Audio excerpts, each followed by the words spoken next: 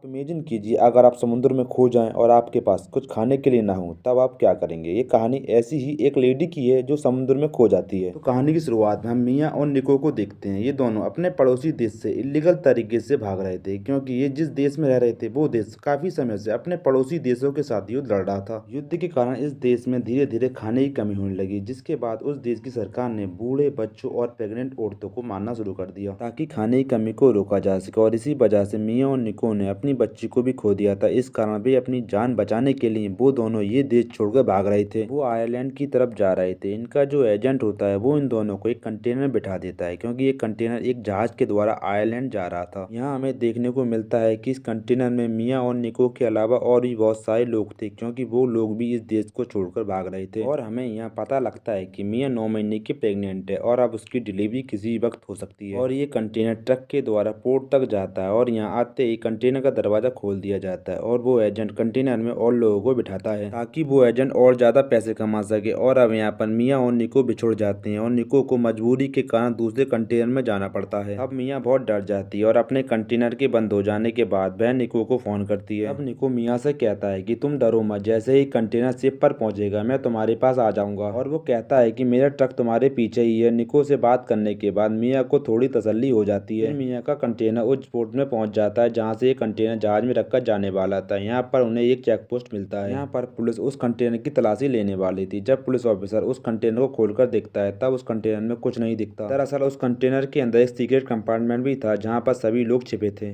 लेकिन वो police officer बहुत चालाक था। वो समझ जाता है कि लोग सीक्रेट कंपार्टमेंट में छिपे हुए हैं। तब वो ऑफिसर उन लोगों से कहता है कि तुम सब अपने आप बाहर आ जाओ, मैं तुम्हें कुछ नहीं करूंगा। अगर तुम बाहर नहीं आओगे तो मैं तुम सबको मार दूंगा। और तभी एक लड़की सीक्रेट कंपार्टमेंट का दरवाजा खोल देती है। मियाँ को यहाँ पर कुछ भी ठीक नहीं लग रहा था, इसलिए वो वहाँ पर रखे 2 बॉक्स के ऊपर चढ़ जाती है ताकि नीचे खड़े लोग उसे देख ना पाए। लेकिन वो पुलिस वाला उस कंपार्टमेंट के खुलते ही सभी लोगों को गोली मार देता है। इसके बाद पुलिस वालों ने सभी लोगों की लाश कंटेनर से बाहर फेंक दी, लेकिन मियाँ डरी हुई उन बॉक्सेस पर छिपी हुई थी। उसके बाद पुलिस वाले उस कंटेनर से बाहर निकलकर कंटेनर का दरवाजा बंद कर देते हैं और मियाँ डरी हुई अभी भी उस कंटेनर के अंदर ही थी। फिर थोड़ी देर बाद मियाँ का कंटेनर उस जहाज में लोड कर दिया जाता है और फिर मियाँ का जहाज आयरलैंड के लिए निकल जाता है। फिर मियाँ कंटेनर में रखे सामान को चेक करती है, जहाँ पर उसे कुछ खाने का सामान, एक ड्रिल मशीन और एक फोन मिलता है। उसके कुछ देर बाद रात हो जाती है और फिर मियाँ सो जाती है। फिर लगभग आधी रात में उसकी नींद खुलती है, क्योंकि उसका कंटेनर जोर जोर से हिल रहा था। जैसे ही वो कंटेनर में बने छेद से बाहर देखती है तब वो पाती है कि उसका जहाज बहुत ही भयानक समुद्री तूफान से गुजर रहा है। लेकिन ये तूफान और भी भयानक रूप लेता जा रहा था। फिर समुद्र के तूफान की वजह से ये जहाज पलट जाता है और जहाज में रखे सभी कंटेनर समुद्र में गिरने लगते हैं। और जैसे ही मियाँ का कंटेनर समुद्र में गिरता है तो उसे जोर का झटका लगता है और मियाँ बेहोश हो जाती है। फिर थोड़ी देर बाद जब मियाँ को होश आता है तो वो पाती है कि उसके कंटेनर में पानी भरने लगा है। फिर मियाँ उस कंटेनर में बने छेद से बाहर देखती है, तब उसे पता लगता है कि उसके चारों ओर पानी है, यानी वो समुद्र के बीच में है। ये सब देखकर मियाँ बहुत डर जाती है और अपना फोन निकाल कर निको को फोन करती है, लेकिन उसका फोन खराब हो जाता है, जिसकी वजह से उसका फोन काम नहीं कर रहा था। फिर मियाँ की नजर कंटेनर में बने छेद पर जाती है, जहाँ से लगातार पानी अंदर आ रहा था और अगर छेद को बंद नहीं किया गया तो मियाँ का कंटेनर जल्दी पानी में डूब जाएगा। फिर मियाँ कंटेनर में रखे बॉक्सेस को खोलकर चेक करती है, तब उसे किसी बॉक्स में ईयरफोन, टीवी और कपड़े मिलते हैं और एक बॉक्स में मियाँ को शराब की बोतलें मिलती हैं। फिर मियाँ को एक बॉक्स में टेप मिलता है, जिसकी मदद से मियाँ उन छेद को बंद कर देती है। तभी मियाँ को बाहर से चिल्लाने की आवाज सुनाई देती है। तब वो कंटेनर से बाहर देखती है तो पाती है कि ये वही कंटेनर जिसमें उसका पति निको था। और मियाँ के देखते ही देखते कंटेनर पानी में डूब जाता है। ये सब देखकर मियाँ बहुत ज्यादा घबरा जाती है और वो एक दूसरे फोन में अपनी सिम डालकर अपने पति को कॉल करती है, लेकिन इसका कोई फायदा नहीं होता। अपनी आंखों के सामने अपने पति को मरता देख मियाँ पूरी तरह टूट जाती है और वो अपने हालात से इतनी दुखी हो जाती है कि मियाँ एक बार तो सुसाइड करने की कोशिश करती है, लेकिन वो अपने बच्चे को याद करके ये ख्याल अपने मन से निकाल देती है। उसके बाद मियाँ वहीं पर सो जाती है। जब अगली सुबह मियाँ की आंख खुलती है तो वो पाती है कि उसके कंटेनर में और ज्यादा पानी भर गया है, क्योंकि उसके द्वारा लगाया गया टेप का कुछ खास असर नहीं हुआ था, वो गलकर फट गया था। फिर मियाँ वहाँ पर पड़े प्लास्टिक बॉक्स से रबड़ निकालकर उन छेद में भर देती है, जिससे कंटेनर में पानी आना बंद हो जाता है। उसके बाद मियाँ पाइप के द्वारा कंटेनर का पानी बाहर निकालने की कोशिश करती है। फिर उसके फोन पर एक अननोन नंबर से कॉल आता है। ये कॉल उसके पति निको का था। निको मियाँ से कहता है कि वो जहाज पर मैं था ही नहीं जिस पर तुम्हारा कंटेनर था। ये सुनकर मियाँ को बहुत अच्छा लगता है। फिर मियाँ निको को बताती है कि मैं भी जहाज पर नहीं हूँ, मेरा कंटेनर समुद्र में गिर गया है। उसके बाद निको मियाँ से वादा करता है कि मैं तुम्हें हर हाल में बचाने आऊंगा। फोन की कटने के बाद मियाँ के पेट में दर्द होने लगता है, जिसका मतलब ये था कि मियाँ किसी भी वक्त अपने बच्चे को जन्म देने वाली थी। तभी हम देखते देखते हैं कि समुद्र में बहुत भयंकर तूफान उठ रहा था। उस तूफान की वजह से कंटेनर तेजी से हिल रहा था और कंटेनर में पानी भरता जा रहा था। और इसी बीच मियाँ अपनी एक बेटी को जन्म देती है जिसका नाम वो नोआ रखती है। मियाँ अपने कठिन समय में भी अपनी बच्ची को संभालती है। फिर सुबह हो जाती है, तब हम देखते हैं कि नोआ रोना बंद ही नहीं करती है और अब मियाँ का खाना भी खत्म होने वाला था। तब मियाँ को एक आइडिया आता है कि क्यों ना वो उस ड्रिल मशीन की मदद से कंटेनर की छत पर एक छेद बना दे ताकि वो कंटेनर से बाहर निकलकर कोई मदद ले सके। उसके बाद मियाँ कंटेनर में छेद करना शुरू कर देती है, लेकिन काम पूरा होने से पहले ही ड्रिल मशीन काम करना बंद कर देती है। उसके बाद मियाँ एक छोटे से चाकू से उस कंटेनर को काटने लगती है। उस छोटे से चाकू से कंटेनर को काटते काटते मियाँ के हाथों में छाले पड़ जाते हैं, लेकिन मियाँ हार नहीं मानती और फिर मियाँ को उस कंटेनर से बाहर आकर खुले आसमान के नीचे बैठकर बहुत अच्छा लगता है, क्योंकि वो कई दिनों के बाद सूरज को महसूस कर पा रही थी। और फिर मियाँ समुद्र में मछलियाँ पकड़ने लगती है क्योंकि उसका खाना भी खत्म हो चुका था, लेकिन मियाँ एक भी मछली नहीं पकड़ पाती है। उसी वक्त मियाँ को ऊपर आसमान में एक प्लेन जाता दिखता है, लेकिन जैसे ही मियाँ टीवी की स्क्रीन तोड़कर लाती है तब कंटेनर से बाहर निकलते समय उसका पैर बुरी तरह से घायल हो जाता है, जिस कारण उसे बहुत दर्द होता है। लेकिन फिर भी वो शीशे की चमक को प्लेन की तरफ दिखाती है, लेकिन इसका कोई फायदा नहीं होता है। फिर मियाँ अपने जख्म से खून बहने से रोकने के लिए अपने जख्म को सिल देती है। फिर मियाँ को एक आइडिया आता है कि क्यों ना वो उन ईयरफोन केबल से एक जाल बना ले ताकि उसे मछलियाँ पकड़ने में आसानी हो सके। फिर मियाँ एक जाल बनाती है और वो मछलियाँ पकड़ती है। फिर मियाँ का खाने का इंतजाम मछलियों से हो जाता है और पीने के लिए वो बारिश का पानी इकट्ठा करती थी और ये सब करके वो अपनी बेटी को दूध पिलाया करती थी। ऐसे ही करते करते मियाँ के दिन बीतते जा रहे थे, लेकिन हाँ, बीतते दिन के साथ साथ उसकी हिम्मत भी टूटती जा रही थी, क्योंकि मियाँ को ये समझ नहीं आ रहा था कि आखिर ये सब कब तक चलेगा। फिर एक रात निको का कॉल आता है, तब वो मियाँ को बताता है कि मैं शिप से तुम्हारे पास आ रहा था, अभी मुझे पुलिस ने पकड़ लिया और पुलिस से भागते हुए मुझे गोली भी लग चुकी है। तब निको मियाँ से माफी मांगता है कि मियाँ मैं तुम्हें बचाने नहीं आ सकता, लेकिन तुम हिम्मत मत हारना। अब जाने से पहले मियाँ निको की उसकी बेटी से बात कराती है और उसके बाद उसके फोन की बैटरी डेड हो जाती है। अब ये सब सुनने के बाद मियाँ और भी ज्यादा टूट जाती है, क्योंकि उसे कुछ समझ नहीं आ रहा था कि वो करे तो क्या करे। लेकिन मियाँ को अपनी बच्ची के लिए जीना था और असल में मियाँ जिंदा भी इसीलिए थी क्योंकि वो किसी भी हालत में अपनी बच्ची को बचाना चाहती थी। फिर जैसे ही सुबह होती है, मियाँ उन प्लास्टिक की बॉक्सेस की हेल्प से एक छोटी नाव तैयार करती है ताकि वो किसी तरह अपनी बेटी को बचा सके। नाव बनाते बनाते रात हो जाती है। फिर अचानक कंटेनर में पानी बढ़ना शुरू हो जाता है। फिर मियाँ अपना जरूरी सामान लेने के लिए कंटेनर में जाती है। अंदर आने पर मियाँ का पैर फंस जाता है, जिसके कुछ देर बाद कंटेनर पानी में पूरी तरह से डूब जाता है और दूसरी तरफ नोआ उस नाव में समुद्र की लहरों की वजह से कंटेनर से दूर हो जाती है। दूसरी तरफ उस कंटेनर में फंसी मियाँ किसी तरह खुद को छुड़ाकर उस कंटेनर से बाहर आती है, जिसके बाद वो सबसे पहले अपनी बेटी नोआ के पास जाती है और वो उसे देखती है कि वो ठीक है या नहीं। और अब इसी तरह छोटी नाव के सहारे तैरते तैरते अगले दिन की सुबह हो जाती है और अब मियाँ की हालत बहुत ज्यादा खराब हो चुकी थी। तभी हम वहां से गुजरती मछुआरों की एक बोट को देखते हैं। ये लोग वो छोटी सी नाव को देख लेते हैं जहाँ पर उन्हें केवल नोआ मिलती है, क्योंकि मियाँ समुद्र में डूब चुकी थी। जब वो छोटी नाव से जुड़ी एक रस्सी को देखते हैं, तब वो रस्सी को खींचती हैं, तब उन्हें मियाँ भी मिल जाती है, क्योंकि उसका हाथ रस्सी से बंधा हुआ था। वो यहाँ पर बेहोश होती है। वे लोग किसी तरह से मियाँ को होश में लाते हैं और मियाँ जैसे ही होश में आती है वो सबसे पहले अपनी बच्ची के बारे में पूछती है, जहाँ पर वो देखती है कि वो आखिरकार आयरलैंड में आ चुकी है, क्योंकि ये मछुआरे भी आयरलैंड के ही थे। इतनी मुश्किलों का सामना करते हुए मियाँ ने न सिर्फ अपनी जान बचाई बल्कि अपनी बेटी की भी जान बचाई। यहीं पर ये मूवी एंड हो जाती है। अगर आपको ये वीडियो अच्छी लगी हो तो वीडियो को लाइक एंड चैनल को सब्सक्राइब करना ना भूलें।